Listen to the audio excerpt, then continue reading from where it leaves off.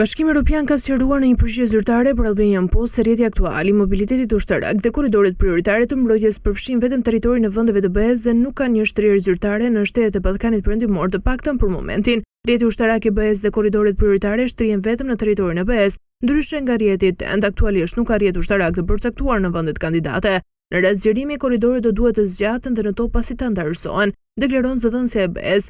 I të konshton se aktualisht synimet e BE-s fokusohen tek forcat brenda Unionit, ndërsa në vendet e rajonit mbështetja vjen në formimin e investimeve të lidhura me transportin strategjik përmes instrumenteve, ku një pjesë e fondeve është ruajtur posaçërisht për projekte që kontribuojnë në mobilitetin ushtarak. Deklarata vjen pasi pamjet vizuale të qarkulluara në rrjet social treguan skema paraprake të korridoreve mbrojtëse ku Ballkani Perëndimor duket pothuajse i përjashtuar me përjashtim të një segmenti që përfshinte Serbinë si rrugë tranziti mes Hungarisë dhe Rumanisë. Kjo ngriti pikpyetje nëse rajoni mund të mbetet jashtë arkitekturës së re të sigurisë së BE-s.